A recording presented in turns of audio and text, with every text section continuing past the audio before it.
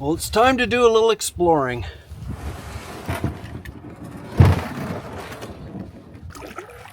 Now, I don't want to have to repeat it every time I'm in a kayak, but I just want those new people to know that kayaking is very dear to me because I had a lifelong fear of water.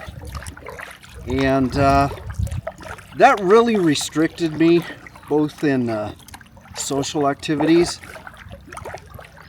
and just being out in nature. And so I got over it in my own terms. First step was taking swimming lessons.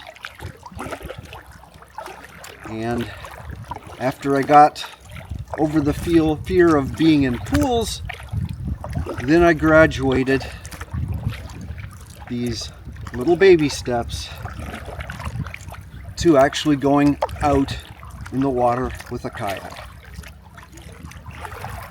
But it just shows that, fear of water is legitimate because, especially in parks, the number one cause of death is drowning.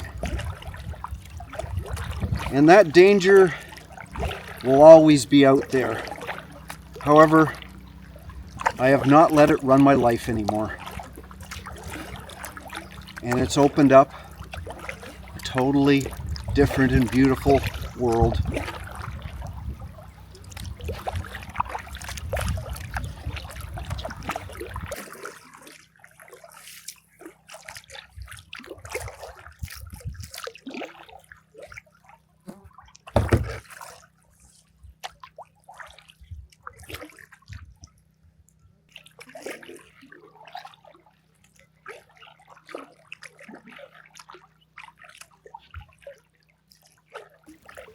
A perfect example is when I spotted this beaver. No longer restricted to just observing from ashore, I could now be floating right behind as this one swims across the water on a mission of some sort.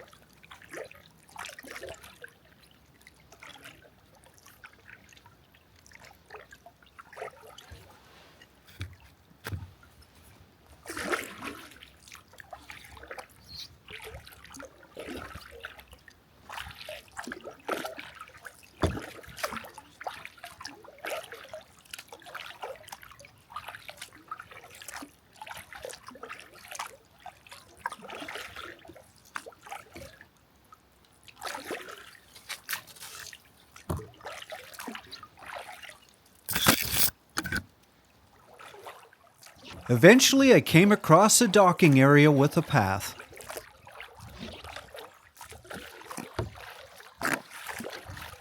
It was a portage route.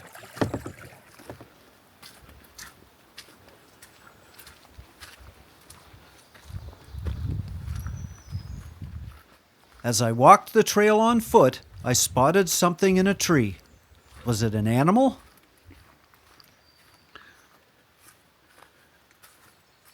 Some poor guy lost his underwear. I hate when that happens.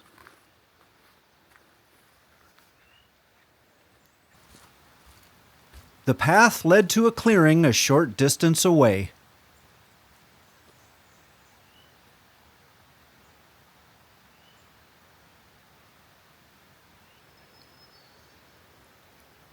Although the lake was pretty, I decided not to portage to it because somewhere in there was a wild man without his underwear.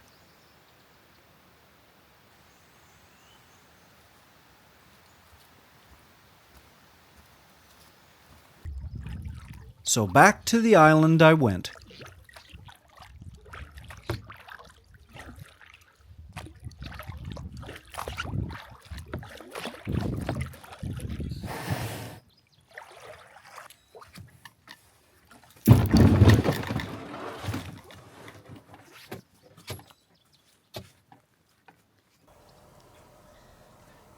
It was time for a little snack. The two most bulky food items I brought were this jar of peanut butter and some flaxseed rye bread. A quick and healthy meal loaded with fiber and protein. Listen carefully in the background and you'll hear a grackle imitating a begging dog.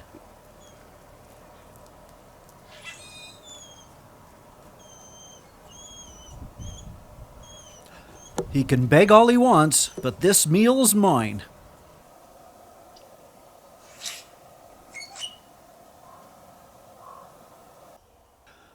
Well, I don't think the spider who spun this web is going to starve anytime soon.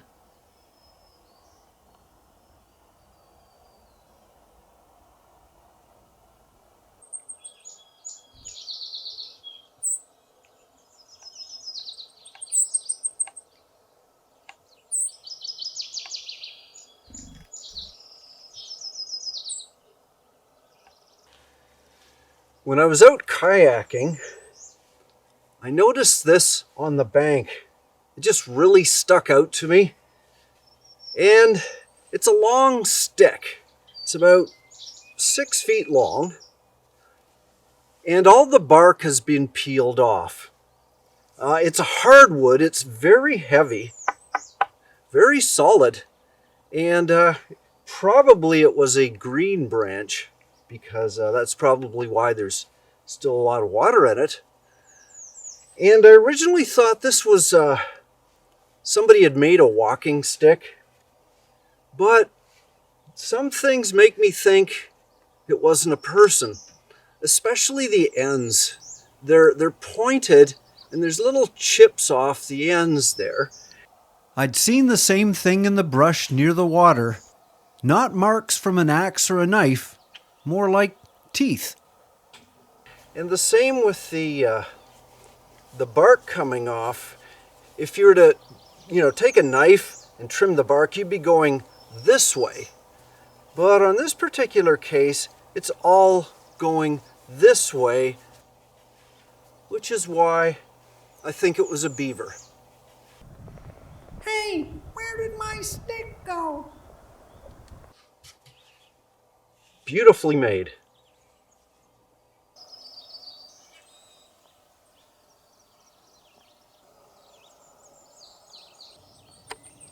Time for another simple meal of curried lentils and Ben's instant rice.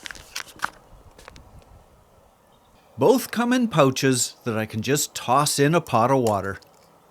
You just leave the pouches unopened and heat them up gently. When it starts to boil, it's ready to eat.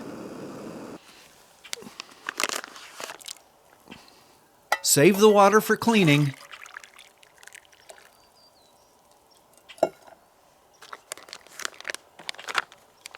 And just open each pouch.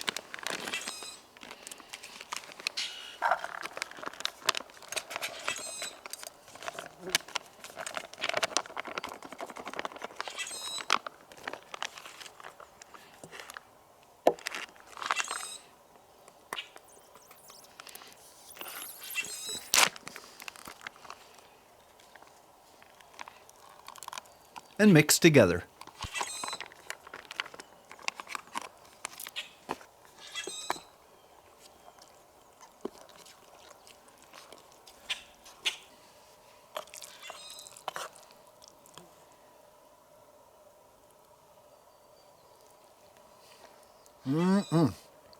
That's good.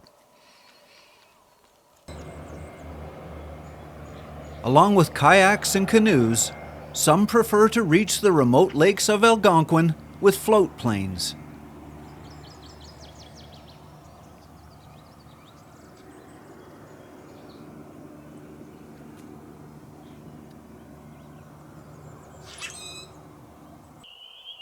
With all engine noise extinguished, the peepers come out for their nightly serenade. In the morning, dew glistens off the strawberry leaves. Although I'm not much of a forager, I will occasionally pick non-native species, especially dandelions, as there are no deer or rabbits on the island to eat them.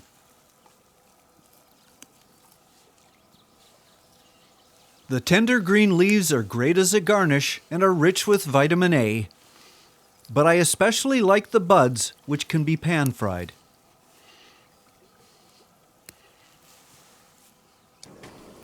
But this morning they were a little extra nourishment for my noodle breakfast.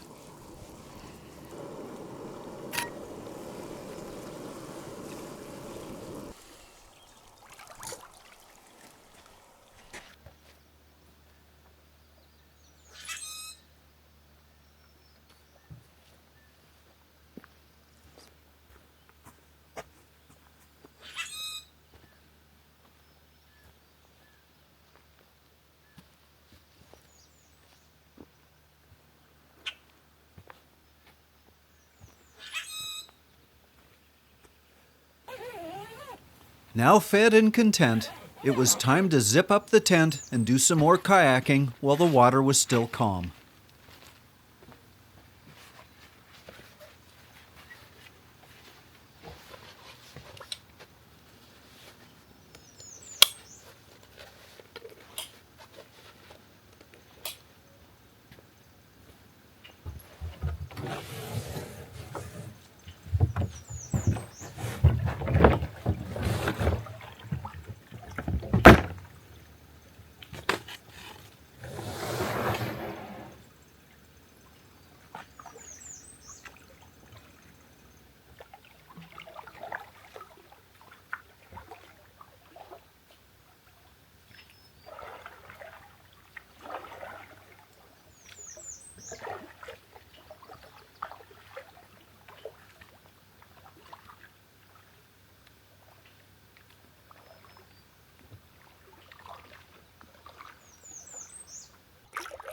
Well, that's the little island in the background there.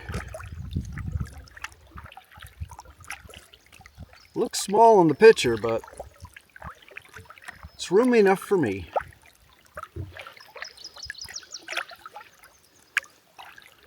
Now the hat comes in very handy for me. So not only does it protect from the sun and the bugs, but it stops me from glowing like an emergency beacon. My white hair kind of gives away. Animals see me coming from a mile away, so it gives me a little bit of camouflage. And the sunglasses come in handy because they're polarized and I can see underneath the reflections, so I know if there's a rock or a log that's sticking up. Little details, but they can make a big difference.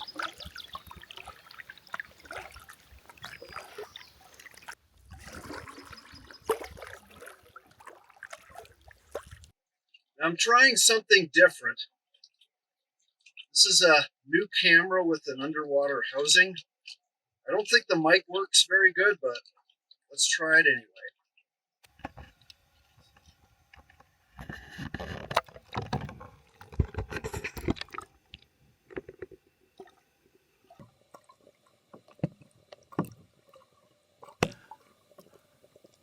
Because I never swam as a youth, what exists under the water has always been a source of mystery. I loved watching the undersea world of Jacques Cousteau as a kid, and just holding a camera below the surface brings back that fascination.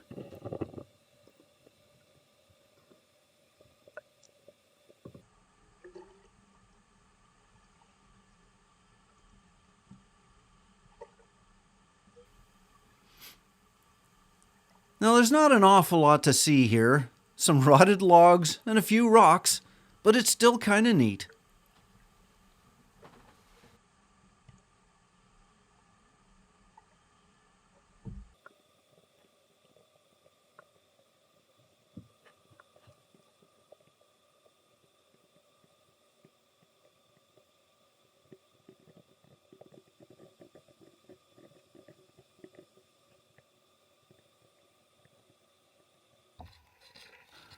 Now, occasionally I get a new viewer who sees me at a lake or a river and asks the question, were the fish biting? Well, since there are no sharks or piranhas where I kayak, my answer is usually no, only the black flies were.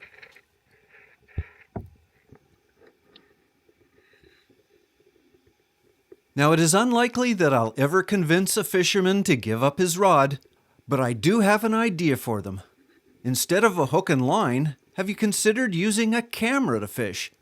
Not only does it require more skill, but it puts you in the fish's world on an equal basis where you both get to enjoy life another day. And if you look closely, you see I caught my first fish.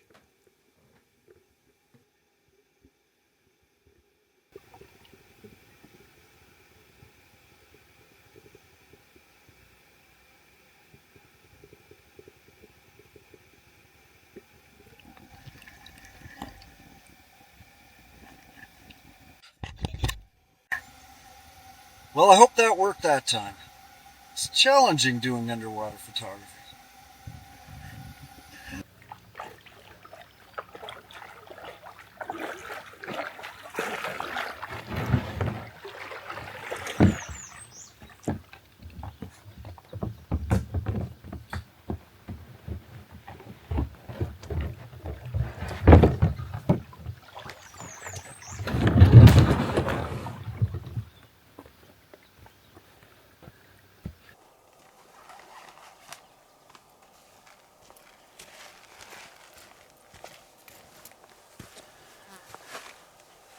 Now tonight's the last night I'm gonna stay, so one last evening meal, and that is going to be that Kathmandu style curry.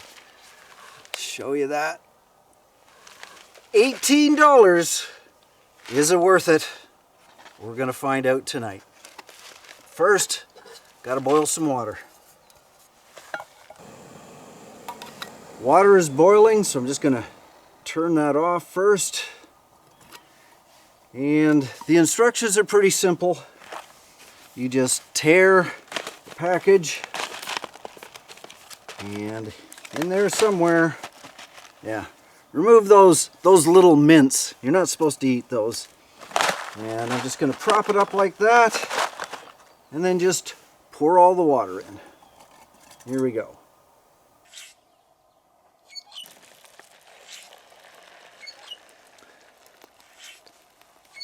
Takes about 2 cups.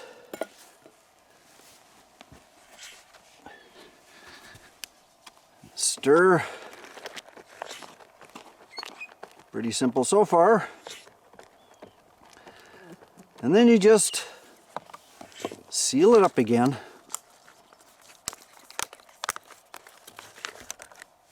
And let it sit for a few minutes.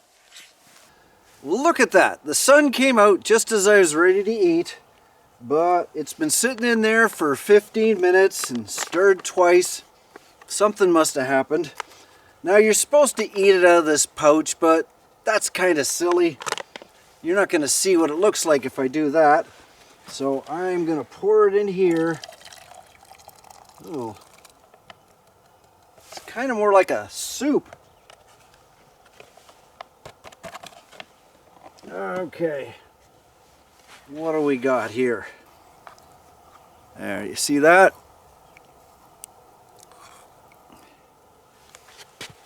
Yeah, I was actually expecting something a little thicker, but hey, it's been 15 minutes. If I wait any longer, it's going to be cold, so let's see what it tastes like.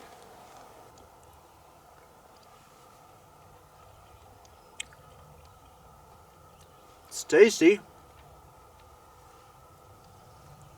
I should have read the ingredients, but I didn't.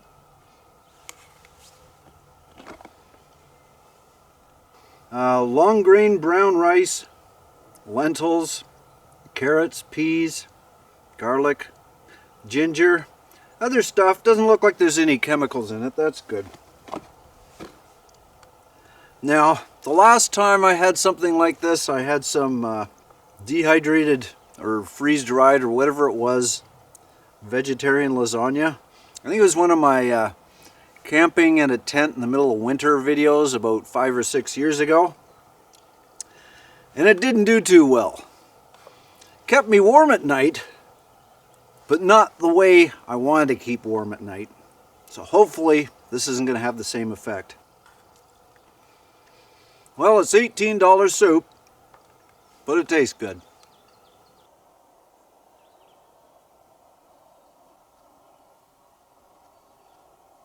As the sun dropped lower and the leaves started to glow, the trees cast long shadows on the still water and gave me another opportunity at camera fishing.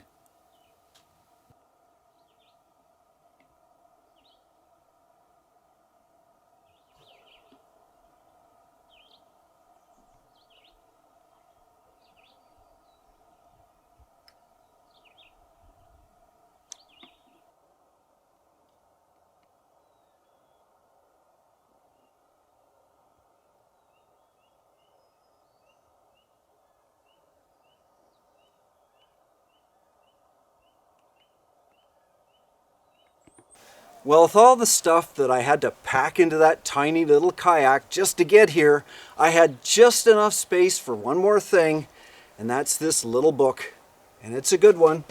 Let me show you. It is called The Serviceberry, Abundance and Reciprocity in the Natural World. And it's by an author I greatly admire, Robin Wall Kimmerer. Now, I had reviewed one of her books in the past, Braiding Sweetgrass. Totally, I still recommend it. Look up the review.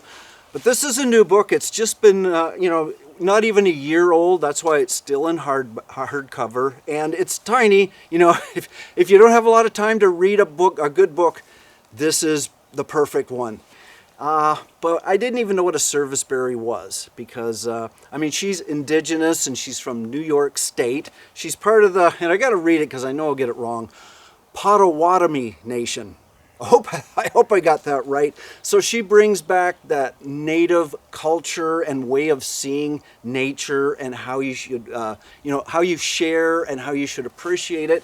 But the serviceberry, I wasn't familiar with it, but now I know exactly what it is because in the West, they call it the Saskatoon berry. And if you're from the West, obviously Saskatchewan or Alberta, I'm sure you've seen the Saskatoon berry. It's like a blueberry, but it's just not as sweet. It's great for pies, and you'll find a lot of pies, especially in the West, made of serviceberries. Birds love them, people love them, and this book it's about the philosophy of when you take something from nature, like a serviceberry, you need to give something back. And I totally get that. And, in this industrialized society, we take and we take and we never give anything back, which is a huge problem. However, if you want to get back into that good mindset, this will make you feel good. Highly recommend it. I think it was only like $20 Canadian. Cheaper in the States, of course. Good book. The Serviceberry. Get it.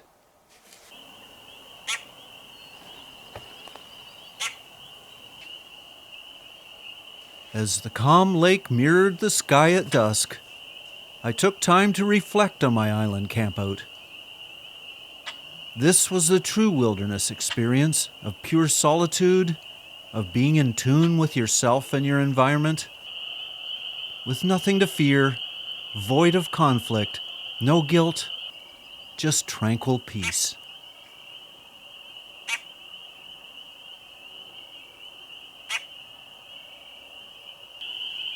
Until I skipped a rock.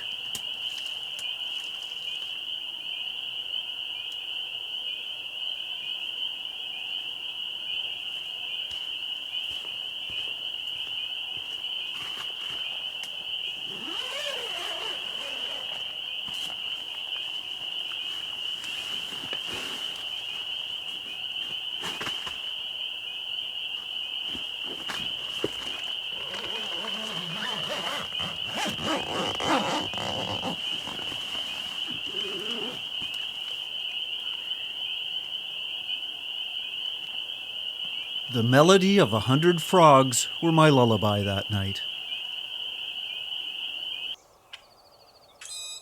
But in the morning, my alarm was the call of the grackle.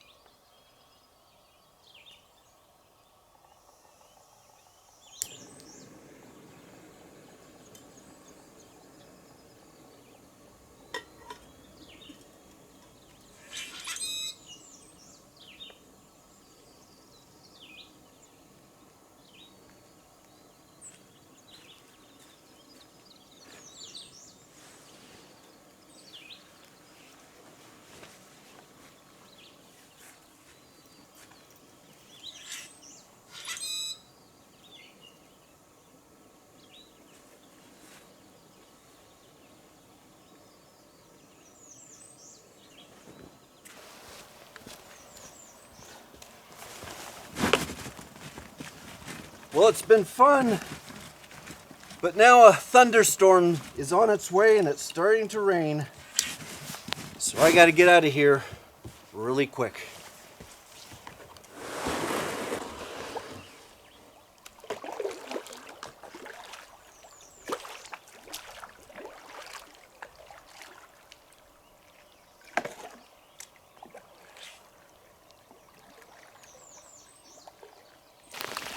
So I leave you in the pouring rain. I hope you enjoyed this video and that I'll see you again sometime soon. Safe travels.